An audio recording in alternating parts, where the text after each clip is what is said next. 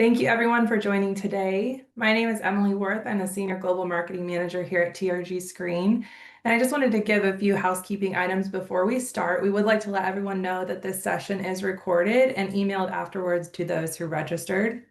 Next, you'll notice a Q&A function in the webinar controls at the bottom. We encourage you to ask questions using this function, and if we aren't able to answer your questions live, we'll be sure to get you an answer afterwards.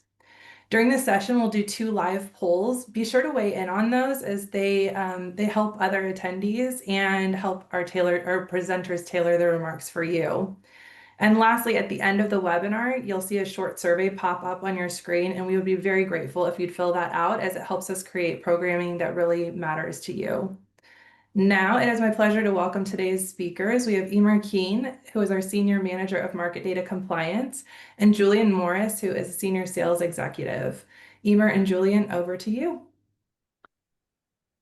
Thank you, Emily, and welcome to everyone joining us today.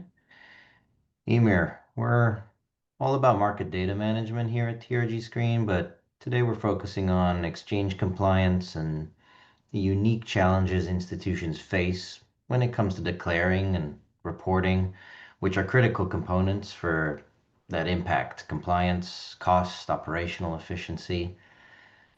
As our expert on the topic, perhaps you could take us through what we're talking about today, starting with what we're noticing in the industry. Thanks, Julian. So what we're seeing is that the exchange landscape is ever evolving, and we're seeing increased level of detail required for reporting, particularly in terms of non-display across the various exchanges. We're also seeing where previously exchanges would not have charged separately for delayed data, and now they're starting to introduce costs for this particular segment of information. And this would cover the likes of Chicago Mercantile Exchange, Miami Futures Exchange, and also the London Stock Exchange. Additionally, more of our clients are actually storing historical information. And again, once the real-time data has become delayed or end of day, and effectively they're storing it for testing purposes, there used to not be an associated fee for this. However, it's becoming fee liable across the likes of TMX and also CBOE Australia. So we're expecting to see further charges come into being, particularly around the storage of information and what client firms are actually doing with this particular data set. Also, there have been a number of exchanges that are now auditing that previously did not. So, for example, the Options Price Reporting Authority, they have become quite active in terms of auditing their data feed clients. More and more, we're seeing a variety of data sources. So there's more and more vendors out there who are actually consolidating information. So the raw data that's actually available from the exchanges, and they're putting it into more established high volume product codes. Also, within the EU in particular, we can see that there are reforms that have been designed to establish EU level consolidated tapes. So effectively, centralized feeds for market data across the trading venues. Also, particularly since COVID, we have noticed an uptick in terms of the number of audits, and the compliance aspect has ever increased. And that brings me to my next point in terms of the cost. So we have seen that the increase year on year in terms of market data, and this applies to both the variable data charges and also the license charges. So this is where we're seeing uptick in terms of 10% or even more year on year in terms of the variable costs. And all of this is leading clients that we've seen, and just in general, people questioning, well, do we really require this service? What level of data do we require? And it's causing more and more queries around, how much control there is regarding exchanges and their associated costs.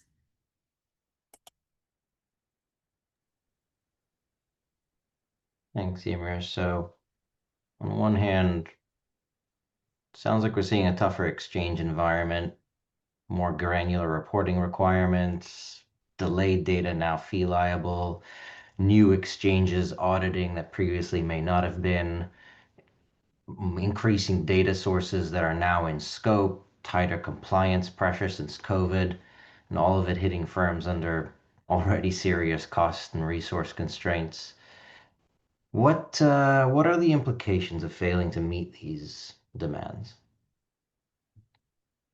Well, it can cause issues further down the line in terms of if an exchange does come in to audit you, the controls that have been put in place in terms of dissemination of data, particularly regarding data feeds.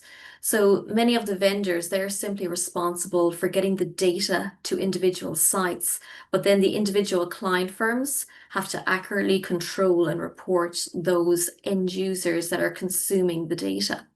But let's put the question to our participants on the webinar today and see what they come up with in terms of what are their main challenges. Thanks, Emer. While that's up, I think we might need to cycle through the slides.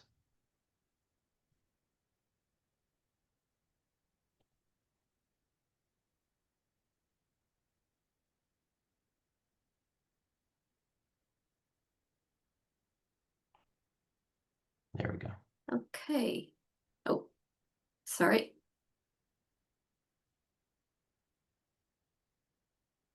So hopefully you can all see that poll now, and please, we would appreciate your engagement with it.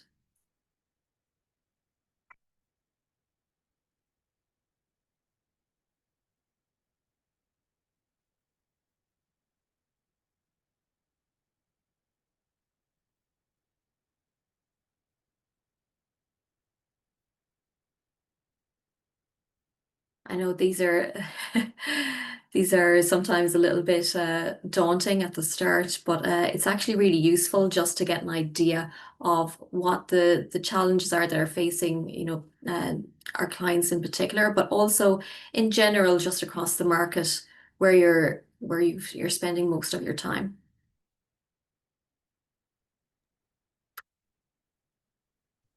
Okay, so just waiting for, I think, is that everyone have submitted? Yes, So we can see. you should be seeing the end of the poll results there. Perfect. Thanks, Emily. So here we can see we have the majority. So the in-house specialist knowledge required seems to be the biggest challenge across our audience today. And then we have usage, liabilities, and the time spent internally. So this actually does tend to reflect what we're seeing as well, because of the language that the exchanges use within their various policies. It's quite legalese in terms of the descriptors. So it does take quite an amount of time and detailed knowledge in order to, I'm going to say, decrypt all of this information that is provided.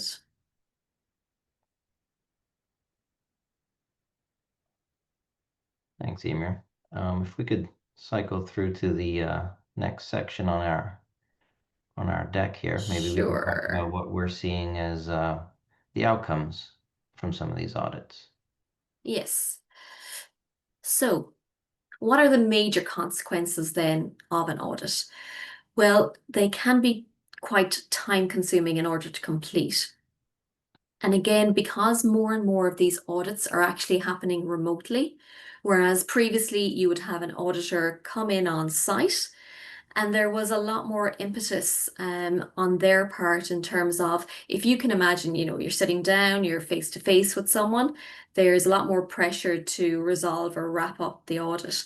Whereas when the majority of the audit is actually being held or conducted remotely, and there's a lot of exchanges over, say, email or over the web, there isn't that same pressure, I think, on the auditors to actually complete. And unfortunately, this can lead to an audit which previously would have been completed relatively quickly, is now consuming a lot more time than it really should. Also, the next main point, of course, would be the financial risk of the liabilities. So this is where when an auditor will review all of the individual entitlements for a particular exchange, they will then calculate what the effectively the back charges are. So in terms of what they're seeing reported either directly or via the various vendors versus what they're actually seeing in the permission or the entitlement reports. And in particular, we can see that there are certain exchanges who apply compound interest. So that means month on month for the entire audit period, that you can see that they're calculating interest upon interest. And that actually has resulted for some firms that the interest amount is actually greater than the underlying or the base liability amount. Then in terms of vendor transparency and reporting. So if you're reporting for a particular exchange set of products, but you're doing it via the vendor, there are certain vendors that apply netting, and the netting that's being applied isn't always very transparent to the individual client. So perhaps they're netting out the data feed instance against the terminal instance for a specific subset of products. And much of the time, the client isn't actually aware of this. And it's also not easy to simply say, okay, we want to switch on netting or switch off netting for a particular exchange. It's usually a question of, well, either the netting is enabled or it is not enabled. And this leads to a lot of questions because the auditor will come directly to the client and not to the vendor in that particular instance. Next item we have is around the exchange implications and oversight. So once the audit has concluded, often you will have to perhaps set up new licenses. You'll have to review, in particular, the application set piece. So what is the applications in-house actually doing with the data? Or in fact, are they third-party applications? Does this require new licenses? Is the information definitely required by whatever business unit is actually consuming that information? And furthermore, how does this affect potential other exchanges? Will they interpret the function or the use case of the particular application in the same manner? So there's a whole level of oversight involved post-audit. So in terms of putting into practice what the auditor has actually recommended, or looking in-house to see that if in fact that particular application does need that data set. Well, particularly interesting that we can sometimes see interest expenses heftier than the penalties themselves. Yes, Um, unfortunately. that's one thing that's sticking with me right now. But what does a typical audit look like if such a thing exists? And there's really no such thing as a typical audit. It will vary depending on if it's a third party auditing service or if it's an in-house auditor. Usually with an in-house auditor, they do tend to be a little bit more straightforward. And you can imagine there's a very practical reason for this. You're dealing directly with the exchange, and ultimately, they want to keep your business. Whereas third-party auditor firms may be more incentivized to find potential issues or discrepancies in terms of the reporting.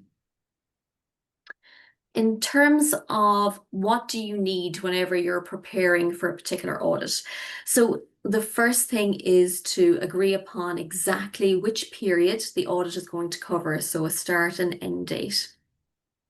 Is it a specific business unit or is it the entire organization which is coming under the audit parameters? And also, is it across all vendors, or has the exchange decided that they want to pick on specifically the Bloomberg data feed or on the London Stock Exchange Group data feed? If an NDA is required, it's also best to get that all signed off at the very start of the process. Typically, the auditor will also send out what's referred to as an application questionnaire. So this will ask the client to detail out exactly which applications, again, specifically around the audit period, will actually be consuming or have consumed the data. Now, this word consumption of data sometimes raises a few questions. Effectively, what they want to know is which applications were permissioned for the data rather than actual usage. We do see where examples of where firms have tried to prove that a particular application hasn't specifically used or accessed the information. But I can tell you based on our experience that if an application has the ability to consume the data, that's really what the auditing firm is going to look at. And they're going to see that even if it hasn't been used, that they will still apply a charge to say that they had the potential to actually use that information. Thanks, Emer. And just to confirm, we're talking about the rising complexities of exchange agreements and usage. I want to make sure that we have our screen updating with the points that you're raising here. Excellent. So, yeah.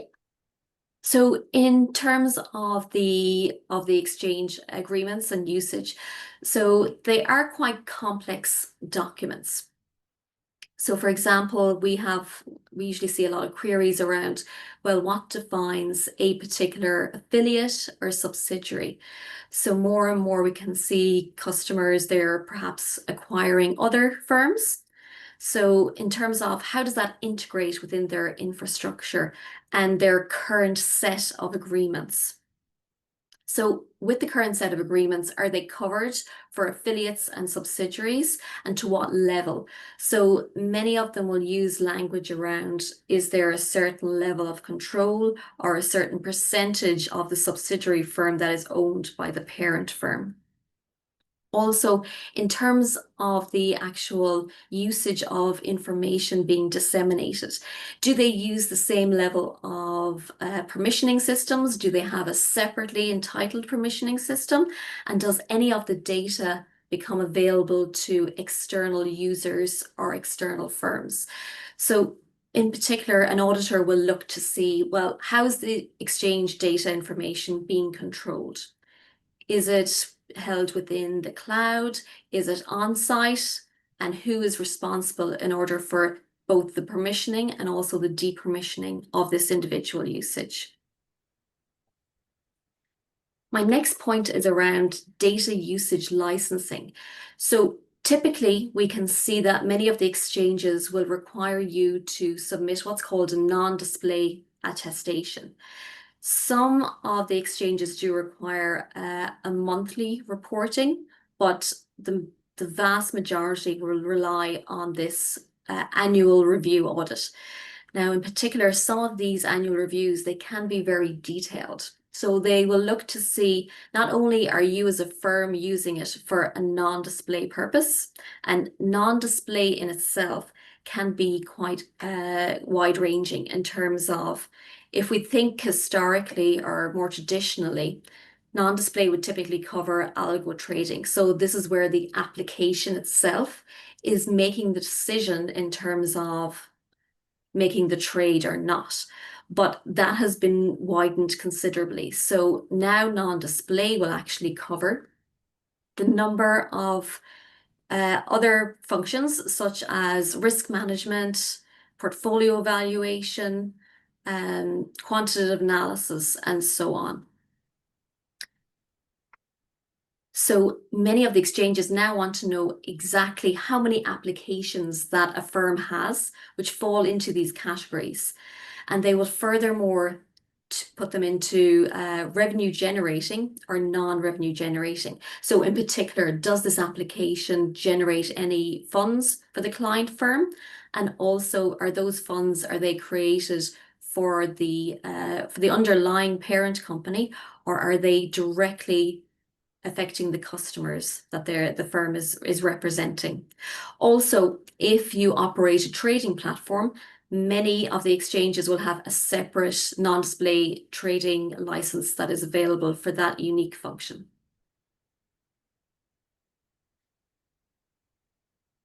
Then we have controls around both the vendor versus the exchange. So you can decide as a client that you want to get the information either direct from the exchange or via a vendor. So the vendors we're all probably familiar with would be the likes of, say, Bloomberg, London Stock Exchange, previously known as Refinitiv, Fidessa, and so on. So these vendors are responsible for getting the information to an individual customer site. But if you want to set up a new site, often the onus is on the actual client themselves in order to contact the exchange directly to get permission for that site to be actually enabled. And more so, if there is a non-display functionality that is required, again, the additional licensing would be required for that. So sometimes this isn't always clear whenever we're dealing with the vendors. They will expect the client to get that in place. The client may think, well, I've set up my applications within this particular vendor system. They have specific denotions in terms of this is non-display, this is derived data, or this is simply a display application. So we do sometimes see that lack of clarity around the vendor controls versus the exchange controls. And then I wanted to end on a slightly lighter note, or this is usually what our customers are in general, what client firms are interested in terms of savings programs. So because of the level or the fee associated with the lots of these market data products, it was decided that we want to try and make this market more competitive. So many exchanges now have to offer some type of a netting or a savings scheme or program. Now, these types of programs, they will vary quite widely in terms of how to become enrolled within them, but also what's required on a month-on-month reporting or declaration basis. So with the likes of New York Stock Exchange, also Opera, they offer what's called a MISU program. So this is a multiple instance single user program. Within this, you do have to pay up front for each individual access for the users with access to the data, but via a separate reporting process, you can then claim back credits for the individual users. So if you, Julian, if you're consuming Opera data over several platforms, so let's say Bloomberg and London Stock Exchange, you can pay up front for each one of those, but then there will be a credit claimed back for your individual usage or your individual fee across one of those. So from the exchange's point of view, this is worthwhile in terms of, well, you're going to be consuming more and more of their data, and that introduces them to a wider audience. But in terms of the individual investment firms, it means that they can claw back some of their outgoing expenditure. Then we have oh, sorry, Gillian, go ahead. No, keep going. Okay, so then we have other types of program, which would be the likes of, say, the PPU. So this is the pay per user program. Within this is where you actually report and you actually pay at the individual natural user level. So for example, the likes of London Stock Exchange and also Deutsche Börse, once you go through an audit process, you can actually submit reports across all of your user base directly to the exchange. Now, probably one of the questions you're going to ask is, well, why isn't everybody enrolled within the program? So within these particular programs, there are certain requirements. So for example, with the New York Stock Exchange MISU program, you must submit to an audit specific to the CTA data every single year. And then with the likes of, say, Deutsche Börse and Euronext, you do net out or report at the individual user level, but it's at a slightly higher fee. So they have structured the data charges in terms of what they call an access fee, but then the user fee is approximately 10% higher than that. So you have to work out across your entire population of users if in fact it is worthwhile to enroll within those programs. Okay, well, so on one hand, we have a trend of more frequent audits with, it sounds like, pretty severe implications if failing to prove complete compliance. And on the other hand, an increasing complexity of almost every component from interpreting agreements to even at times Mhm. understanding the process of requesting new data access, onboarding new applications. So I guess my obvious next question is, what is the correct approach? So the first step would be to determine that, is this data actually required by the user base? We have seen a tendency where you'll get a new person that joins a firm and they'll ask, well, can you give me the same market data set as Julian is using? So it's important to put in those base constraints around, is there a use case required for this data, firstly? Then once that is established, then you need to look at the cost associated for those individual users. And also in terms of the wider strategy of the firm, does it make sense to look at these particular MISU or these savings programs to see if in fact they would be applicable or they would be of benefit to the firm itself? It's also important in order to maintain the inventory information. So in terms of the permissioning, to have a very controlled system in place whereby it is auditable, that it keeps historical records, and that you can be confident that it does in fact limit the access to the users. And here I'm talking more specifically around if you have a user who has access to the data via an application, very important to understand and maintain those controls from the application to downstream users. Once that's all in place, it's very important to understand which unit of count should be applied. So this is telling you, is it for each individual access? Is it at a per platform basis? Or is it at the natural user basis? And all of that will feed into the declarations then that go back. And I believe we have another poll to query with our customers in terms of, or sorry, the audience that we have. Management of exchange declarations. So hopefully that has now appeared. This is also a reminder, this is completely anonymous. Yes, Yeah, the good more point. responses we collect, the better our survey. We'll give folks a couple seconds to respond here.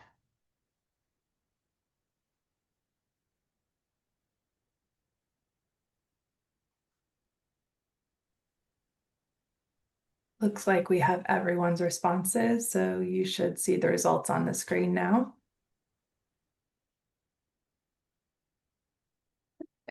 Thank you. Hey, so that's an interesting set of choices. So we have, okay, completely in-house, then a mixture of both and outsourcing. So this brings up a interesting set of topics. So in-house versus outsourcing, and what points are there to consider? And I think we can agree that there is no, one solution fits all. You definitely have to look at it in terms of your own individual user base and also across the number of exchange services that you're actually consuming. So in terms of what are the main criteria you need to look at? So cost efficiency and centralization of control. So who's maintaining the catalog, if you will, of all of the costs and fees associated with these particular services, and also in terms of non-display. So we can see the cost model is getting more and more complex in terms of Well, is it based off the number of applications? Is it based on the function or the use case? So if the data is being used for both non-display and display, and also in terms of the centralization of control. So typically there will be a level of reporting required across the data feed users. So who's going to manage that? Is it going to be broken out across a team, or is it going to be one specific function that is specifically designed for that purpose? So again, you'll have to look at the resources in-house and if that is actually available. Next, we have the accuracy and the transparency of compliance reporting. So we had spoken briefly around the unit of count. So again, does this apply at the user level? Does it apply for each individual access to the data and maintaining a record of all of that information? So typically the reports that get sent back either to the exchange or to the vendors will simply have a summary view of the information. But if there is an audit required, they will actually delve into the individual or the user detail and also the application detail of what makes up those declarations. Something which can occur as well is duplicate reporting. So how do you eliminate that? So it can be that if you have a particular firm which has market data teams which are spread across the US, Europe, and Asia Pacific, they might think that they're responsible to report their own individual users, whereas another region might think, well, no, we're simply reporting all of the users globally to this specific exchange. So it's important to put in place controls to prevent that from happening. Then in terms of scalability and flexibility, so we have seen, for example, the likes of Euronext, where they acquired Oslo. So if you had a direct reporting agreement already in place with Euronext, you would simply have to add the user products that are associated with Oslo, but again, work out in terms of if you're reporting at the user level or at the individual access level, what unit of count to apply. And similarly, it might be that an exchange previously you did report directly to, and now it's being included under a specific vendor report. So all of those checks and balances have to be in place so that teams are aware that they need to keep track of how often to report, what is the deadline for the reporting, and also what the unit of count is in terms of the declarations. And then the last item that I have is around governance and oversight mechanisms. So we can see that exchanges will issue different policy changes, price changes, and so on. And it's particularly important to review all of these policy changes. Some may not be applicable, some may well be, and there may be certain schemes. I'm thinking particularly in reference to the savings programs. So that's the likes of the natural user reporting, but also in terms of MISU. Have there been any changes to these specific schemes or policies? Do they require enhanced level of detail? Do they need the frequency of the audit to be increased and so on? So it's important that there's regular reviews of these particular policies and also to ensure that they are still of benefit to your own individual firm. Apologies, I realize we've run a little bit over time, but we would be happy to address any questions that you have. And if we don't have time today, we'd be more than happy to book a separate consultation.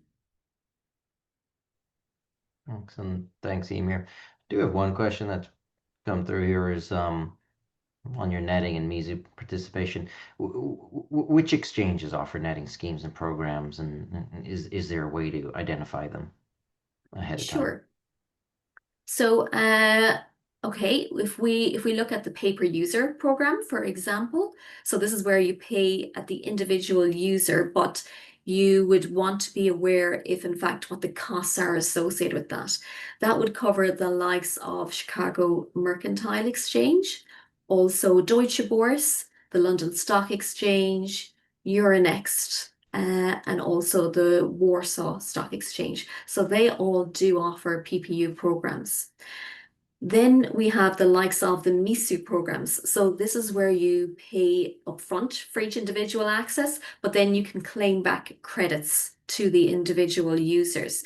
This would cover the likes of New York Stock Exchange, also UTP, Opera, and previously Equitas as well. They would also offer this style of program. But if there are any other exchanges that I've not yet listed, typically it would be shown on the policy information of the individual exchange. Perfect. We do have one additional question, Emer, and luckily we Sure. bookmarked people's time until quarter till. So I Okay, think good. we'll still get done early even with this last question. What is the average length of audit period you're currently seeing? So typically the exchange will specify a particular set number of years that they want to audit. That would cover usually a 3 to 4 year period. Now, in terms of how long it can take to complete one of these audits, that's quite a difficult question. It can take as little as 2 to 3 months to go through the entire process. So that is once the auditor will send you out the official letter to say you're going to be audited. This is where you will also complete the application questionnaire and then review the liability report and come to a conclusion with the auditor. But I have seen audits that have taken up to a year and a half. So it's something that can vary very widely depending on the exchange and depending on the individual firm as well. Now, one parameter I suppose we can look to is if you have an exchange that has quite a large number of products available under its parent agreement, obviously that's going to add the complexity, and those will typically take longer than, say, an exchange which simply has one singular product. Excellent. I'm checking to see here if we have any additional questions, and I'm not seeing anything come through, but we're always open for more questions later.